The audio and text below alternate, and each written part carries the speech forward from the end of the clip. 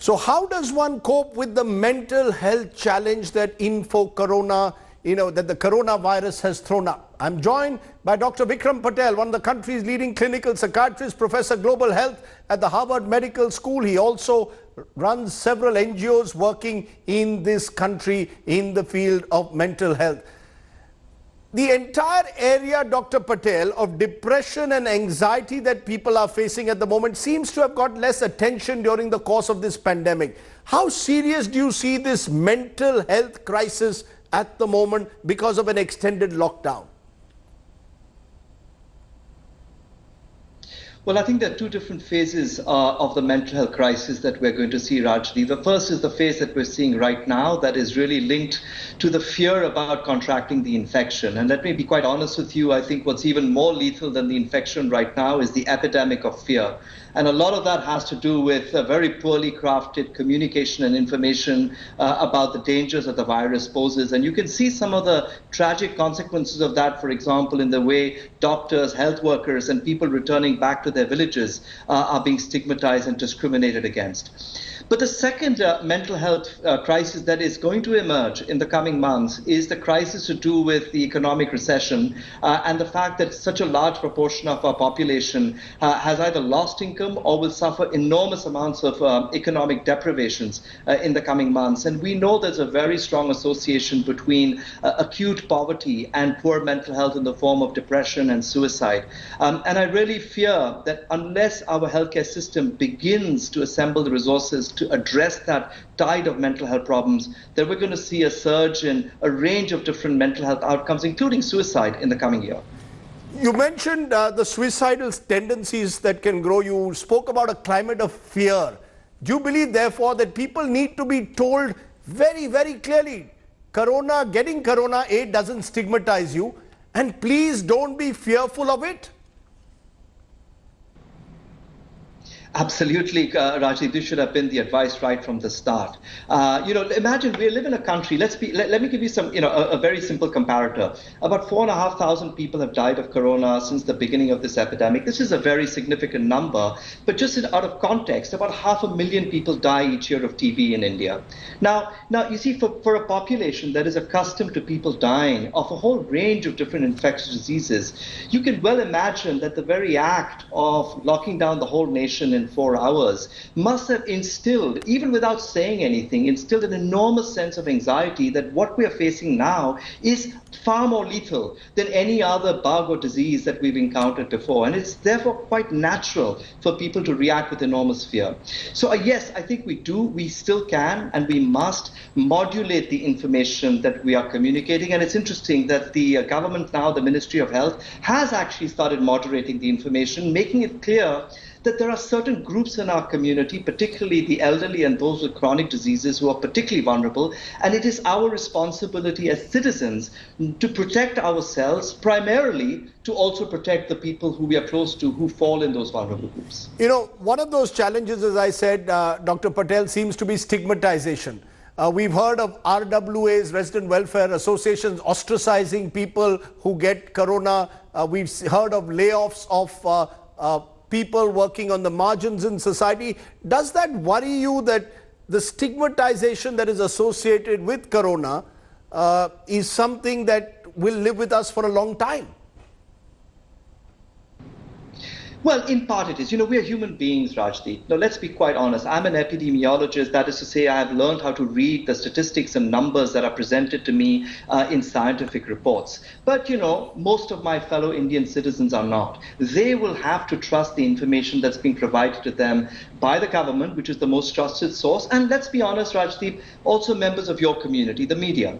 And I think it has to be looked back in time. Really, when the dust settles, I believe that there will need to be a proper accountability here to look back and understand what we could have done differently. Because let's be honest, there could be a second wave, and we should be far better prepared for when that happens. And there will be more pandemics in the future as well. And one very important focus is going to be, how does the government and the media actually convey the notion of risk in a way that is both accurate and does not actually instill enormous amounts of fear and panic. We're all human beings. I don't blame the RWAs, really. I think they're doing what any average group of human beings would do when they're really fearing a very dreaded infection affecting all their community members.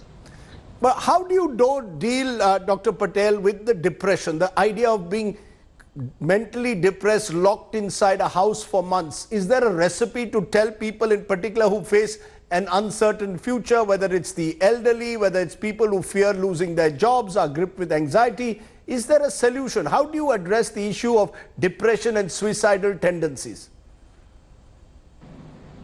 Yeah, it's a great question. I get asked this a lot, because of course, the question you're asking is how do you distinguish depression as a medical condition from the social suffering that accompanies it in so many instances? And of course, it isn't a very specific hard line between this is the misery of my everyday life because I've lost my job or somebody in my family has died, and this is a clinical condition. In fact, these are completely embedded in one another. And therefore, the solution to depression lies in simultaneously taking care of the mental health symptoms. And for that, there are very effective interventions, particularly in the form of brief psychological treatments. The organization that I've been associated with, Sangat, which is headquartered in Goa, but works across many states, has actually developed an incredibly effective brief psychological treatment called the Healthy Activity Program, which we're now testing for delivery with ASHA workers in Madhya Pradesh. But there's also, of course, antidepressant medication that a primary care physician can also prescribe. But simultaneously with that, and it's really important for me to say this, one cannot ignore the social factors. And the ideal way for depression to be handled is by simultaneously addressing real issues like hunger and debt alongside the mental health consequences of those issues. Dr. Patel, the group which seems to be, in a sense, most affected by mental health issues are senior citizens. One would have thought the Indian family structures would insulate the elderly, protect them, ensure greater care. That's not always the case in New India, in an increasingly urbanized India. Do you believe that senior citizens need their concerns specifically addressed? Yeah, they do, definitely, because let's be honest, I think if there is one high-risk group in the population, it is senior citizens. And they're vulnerable not only because the infection tends to be most severe in senior citizens, but also because this is the group that is also most vulnerable to being isolated and loneliness. Loneliness is a big killer, Rajdeep. We now know this, it's a fact. And so I think we have to try and find the right balance. And I would tell people who live with older relatives in an extended or joint family, for example, that you can remain in contact with them without putting them at risk. And there are many different ways, I think, that everybody by now knows by heart, wearing a mask, spending some time, keeping some distance from people and so on and so forth. But I wanted to say something else about another group that I think we don't talk about, and that's young people. Rajdeep, if there is one massive cohort that this country has, which is its greatest strength, both in terms of its economics, but also in terms of protecting itself from the virus, is the fact that we're a young nation. But young people today, their entire lives have been thrown under the bus. Their education has come to an end. Their job market has evaporated. And this is the age group which has the highest suicide rates in India. Suicide is the #1 killer in Indians aged between the ages of 18 and 35. Now, think about that. This is the age group that we should be really paying a lot of attention to. We don't hear anyone talking about young people's well-being, and I am really concerned about it more than probably any other in our country. You're making an important point which we should highlight, that the young are particularly prone, you're saying, to suicide in this country. How do you then address this issue of the young who feel very uncertain about the future in Corona times? Well, for starters, I think you need to actually get their voices onto television, into the media. How often have you seen young people on television, in the media, talking about what this pandemic means to them? How has it affected their everyday lives? What does it mean not to be going to school? What does it mean to have their examinations postponed? Do we even hear their voices? They are actually almost entirely absent from the landscape of all the different conversations that are happening. Let us actually bring young people into the debate, ask them what is the kind of organizational society that they would like to see, which protects the elders from COVID-19. Remember, the irony, of course, here for a young person is they're being told this infection has no risk to you. But in fact, your entire life has been thrown upside down because of the infection. we need to engage this community. We need to make them understand why we're doing this, and we need to actually hear what they feel should be the public policy response so that their needs can also be addressed. But who starts this conversation with the young? You mentioned the media. Should it be started also by government? Should the government be talking to the young? Should civil society groups, possibly using digital technology, be talking online to students? Do you believe this is a partnership now that needs to be focused upon?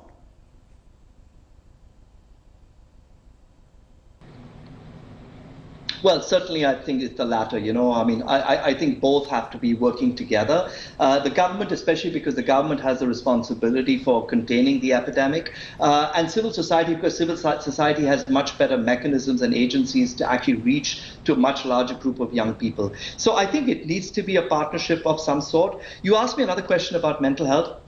I think certainly, one advantage of being young today is that we are much more likely to be embracing digital technologies than older people. And of course, a lot of mental health support can be moved onto the digital platforms. And so actually, that's another way of reaching out to those young people who are in acute crises or need specific individual mental health support. But I don't think we should really just purely medicalize this whole issue, Rajdeep. This is a larger societal issue, and that requires acting both for individuals who are vulnerable and unwell, but also addressing the larger determinants at a societal level, which involves, of course, group level engagement rather than, in the kind of way that you described.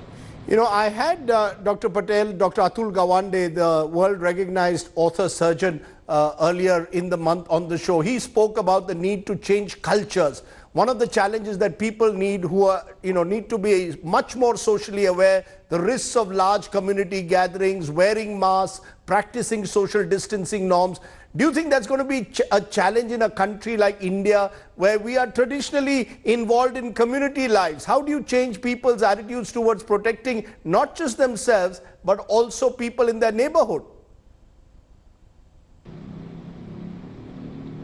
Well, I'd like to think that if you properly engage communities with trust, you treat them as trustworthy citizens who can work in solidarity with the state to produce social change, I don't think Indians are any different from anyone else. Let's take one very good example of how Indians have actually modified their behavior. You and I can remember when smoking inside trains or in airports was a very, very common behavior. Today, it's very hard to see that anymore. And I think it's because people have been brought on board to understand why smoking isn't only a bad behavior for your own health, but actually because it also affects people around you in an adverse way. So I do think by not making this a law and order problem, which I unfortunately think it became in the initial days of the lockdown, it became a policing and law order problem rather than a problem of public health in which the citizenry were called on to work in solidarity with the state.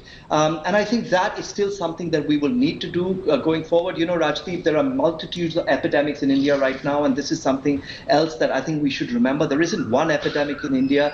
There are different epidemics in different parts of the country that are following very different trajectories.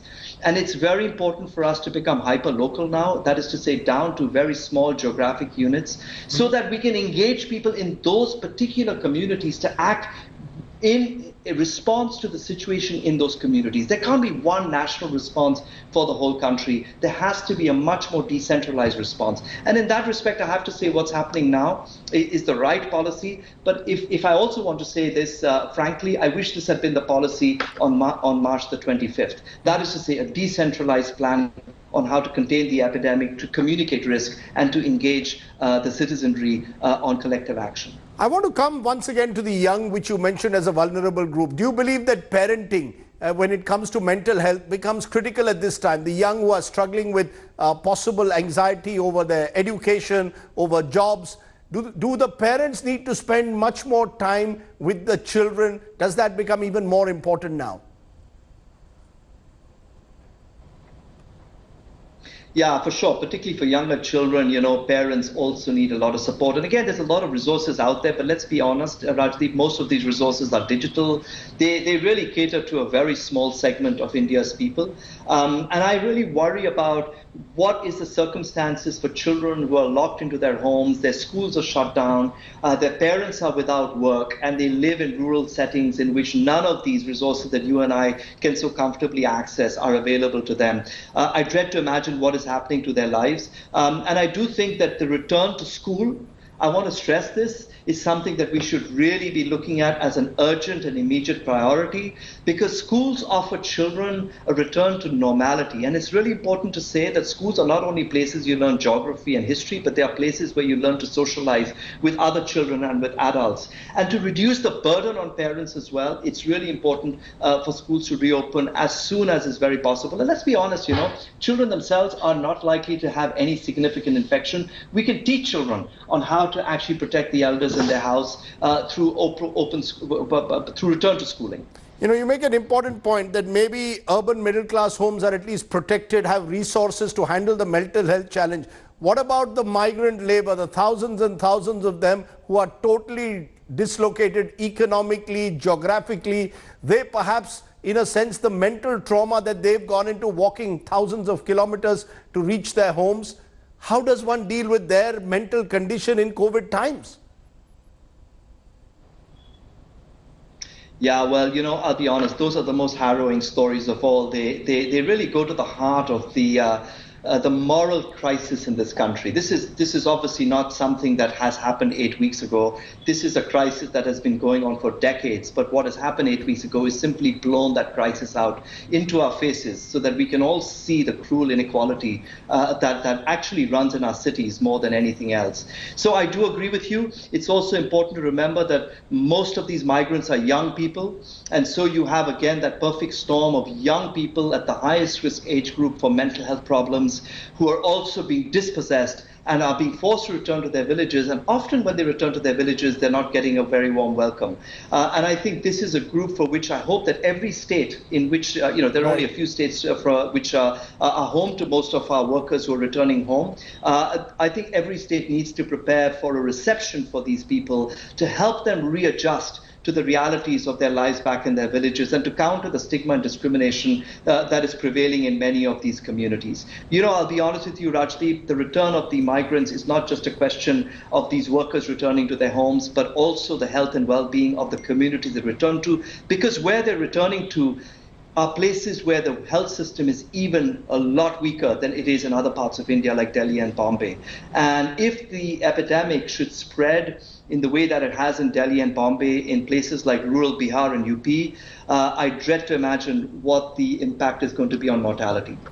Let me leave you with one last question. We've called this program Living with the Virus. What does this really mean, living with the virus? Leaders keep saying it. What should it really mean for an average Indian who's combating this extended lockdown at home as well as the public health crisis? Well, I think the first thing to do, as I said earlier, is to be hyper-local. Look at the trajectory of the pandemic in your own area. And it's so important for every district to actually report not the state level data, but actually what's happening in your district. Maharashtra is a huge state. There's huge variation in Maharashtra, and we can already see that. So follow the information on what is happening in your state. One of the curious things, Rajdeep, is no matter where you go in the world, the actual trajectory of the epidemic looks extremely similar. Between 6 to 12 weeks, the epidemic gradually wanes out and completely disappears. There might be a second wave, but we haven't seen one yet so far.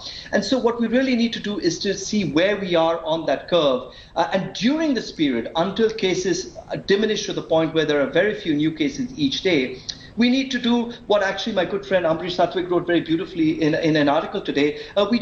We should make sure we are not complacent. We should do all the necessary things that are well described. Your listeners will be sick of all the things that they're told to do, and I'm not going to repeat that because they know what it is. But I think especially during this period, while the new cases are continuing to be seen, please take precautions to protect yourself and therefore protect others. But I want to say one more thing of hope here. Remember that in every country, no matter what policies we use, the epidemic does wane. It takes about 8 to 12 weeks for it to completely reach a baseline again. And therefore, the end is in sight. No matter where you are in the country, the end is in sight. And that is something to look forward to. And during this period, just take precautions to protect yourself and others around you. Dr. Vikram Patel, for giving us a sense of what it means to live with the virus and the mental challenges in particular that are associated with it. Thank you very much for joining me here on Info Corona. That's it on this special. Thanks for watching. Bye for now.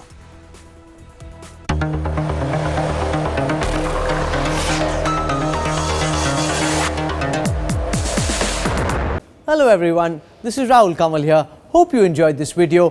For the latest news and analysis, like and subscribe the India Today YouTube channel and don't forget to press the bell icon to stay updated.